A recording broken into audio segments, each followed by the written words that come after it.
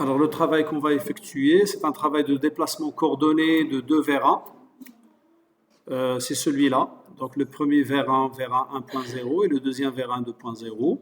Le cahier de charge est le suivant. Donc, le transfert de pièces d'un magasin de pièces sur un toboggan s'effectue au moyen de deux vers 1 double effet. D'accord, les deux vers 1 double effet. Lorsqu'on actionne un bouton poussoir, le premier vers 1 pousse la pièce hors du magasin. Donc, il va la pousser devant le poussoir numéro 2. Puis le second vers 1 reprend la pièce pour la pousser sur le toboggan. Ça veut dire le deuxième va la pousser sur le toboggan. Et dès que leur tâche accomplie, et les deux vers 1 ils ont effectué leur tâche, les vers 1 reviennent à leur position initiale l'un après l'autre. D'abord le premier, puis le second. C'est-à-dire que le premier il revient, et puis après le retour du second. Pour assurer un transfert sans risque des pièces, il est indispensable de pouvoir détecter les positions initiales et de fin de course des tiges de piston. Donc le diagramme des phases, c'est celui-là. Sortie du premier, sortie du deuxième, le premier garde cette position, puis retour du premier et retour du deuxième, selon le graphe suivant. Alors selon ce cahier de charge-là, on a deux vers 1, donc on va utiliser le logiciel FluidSim, pneumatique. On déclare un nouveau fichier. Je vais rajouter la grille et je commence à rajouter les différentes composants. Donc, je vais mettre un vers 1 double effet ici, donc le premier. Un autre vers 1 double effet, donc CTRL-C et CTRL-V. Je vais le mettre ici, je vais le pivoter avec une rotation de 270, oui, c'est bien. Je vais le mettre là, par exemple, comme ça. J'aurai besoin de des vers 1 double effet, il faut mettre des actionneurs, des préactionneurs 5,5. La même chose ici, CTRL-C et CTRL-V. Alors, pour réguler les vitesses de sortie et de retour, je dois mettre des étrangleurs unidirectionnels, c'est celui-là. Je vais les pivoter d'un angle de 270 pour mettre comme ça. Ça veut dire qu'il faut mettre dans l'échappement. C'est-à-dire le retour de fluide quand il passe là, il ne faut pas qu'il passe par le clapet anti-retour, il faut qu'il passe par l'étranglement au niveau de l'échappement. C'est-à-dire qu'il faut qu'il passe par l'étrangleur, pas par le clapet anti-retour. Donc, je vais le copier, CTRL-C et CTRL-V, de mettre un autre ici. Et la même chose pour le second, à ce niveau-là, le premier et le deuxième. CTRL-V. Alors, je dois mettre des capteurs. J'aurai besoin d'un bouton poussoir, donc c'est un vers 1 double effet, simple effet. Plutôt, c'est un distributeur 3,5. D'accord? Alors, celui-là, il est de commande, s'il vous plaît, un peu de silence, commande manuelle. Et avec celle-ci, OK. Et je vais mettre des capteurs, les capteurs de fin de course. Donc, les capteurs de fin de course, ils doivent être comme ça. Ça veut dire ici, ce sont des galets et un ressort. Et je vais copier et coller tout ça. Là, c'est pas celui-là. CTRL-C et CTRL-V. Donc, à ce niveau ici.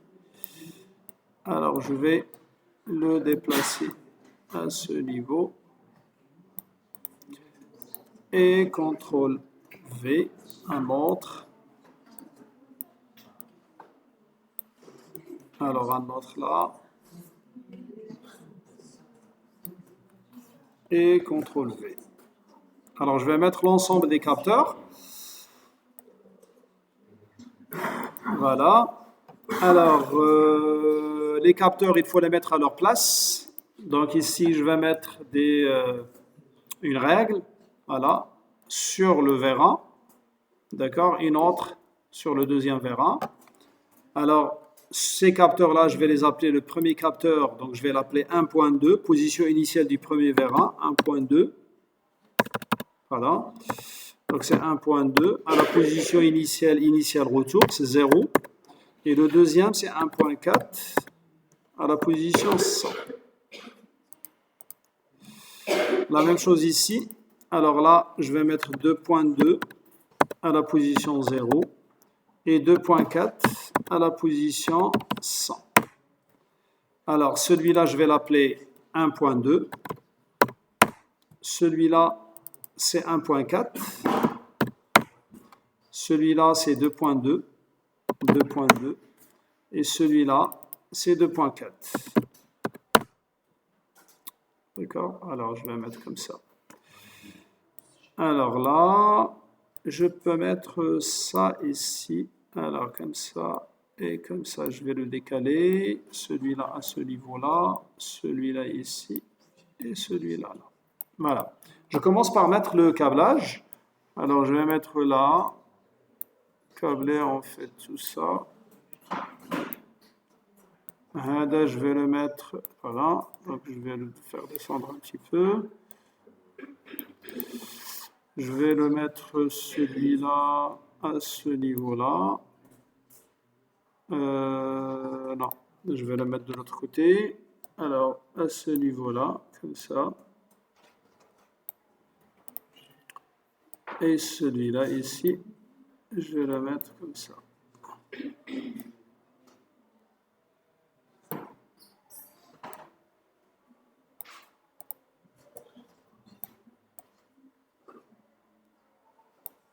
Voilà. Je vais connecter ces deux éléments et je vais mettre des distributeurs pneumatiques, les deux côtés, la commande pneumatique, les deux côtés, selon le cahier de charge. Voilà, donc ici je vais mettre une alimentation. Donc l'alimentation, elle est où? Donc on a l'alimentation en énergie pneumatique et on a besoin d'un FIT, d'une unité FRL. Alors là, je vais commuter. Alors, normalement, position initiale, quand est-ce qu'il démarre le premier? Il faut appuyer sur le bouton poussoir. Donc le bouton poussoir, je vais le mettre là. Et vérifier comme quoi, pour qu'il fonctionne, je dois alimenter ce vérin. C'est plutôt ce capteur-là. Il faut mettre en série entre ça et ça. Voilà, et comme ça. Et celui-là comme ça. Alors, ce vérin, il a besoin d'être alimenté.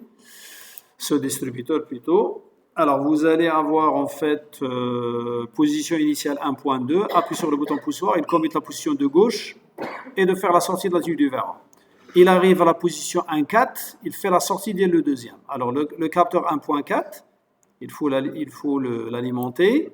Qu'est-ce qu'il permet de faire? Il permet le capteur 1.4, celui-là, il permet d'actionner la commande de la sortie de la tige du vérin. Alors la sortie de la tige du vérin, c'est la position de gauche.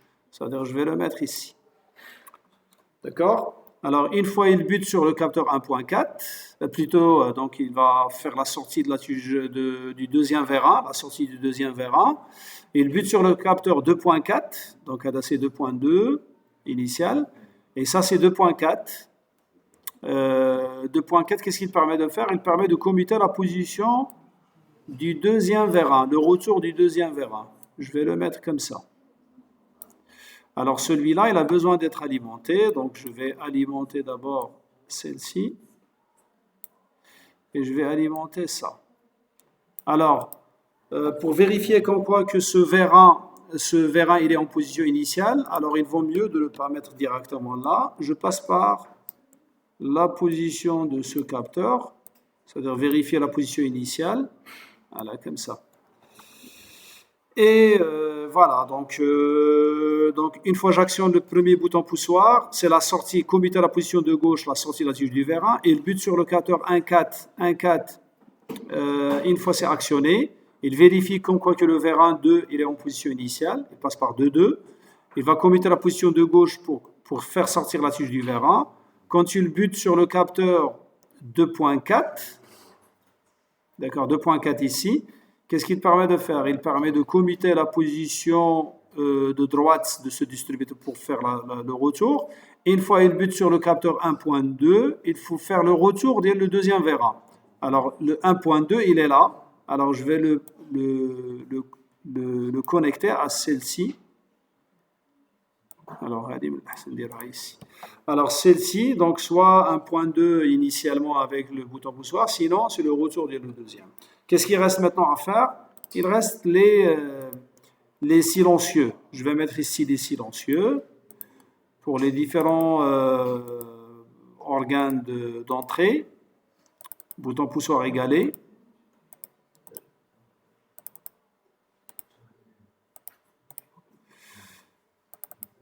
Alors, la même chose ici. comme ça. La même chose là, je dois mettre des silencieux, petits silencieux, 3 et 5.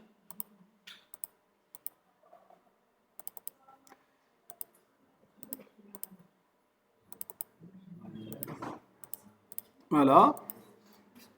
Et je peux maintenant commencer la simulation. Alors, commencer la simulation. Alors, je ne sais pas, il est où la simulation?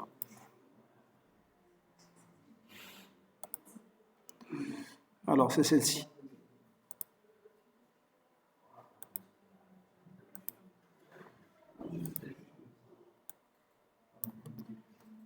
Je vais vérifier l'ENA pour ne pas avoir. Donc là, je vais commencer la simulation. Appuyer la sortie du premier, sortie du deuxième. Alors, pour vérifier un petit peu le travail, je vais mettre une réduction de 50 partout, de limiteur de débit, 50 partout. Alors, j'appuie sur le bouton poussoir, la sortie du premier, sortie du deuxième, retour du premier, retour du deuxième. D'accord? Voilà, une deuxième fois. Retour du deuxième, du premier, retour du deuxième. Voilà, donc on a fini ce travail-là et essayez de faire, donc selon les exercices, donc on va faire une modification de ce travail-là. Donc essayez pour vous de faire la sortie du premier, la sortie du deuxième et retour des deux à la fois. Ou là, sinon, on peut mettre sortie du premier, sortie du deuxième et retour du premier. Et en troisième lieu, c'est retour du deuxième. Donc vous faites de la deuxième configuration. Sortie du premier, par la suite, sortie du deuxième et retour du premier. Et en troisième lieu, c'est retour du deuxième. Essayez de faire ce travail-là. C'est bon?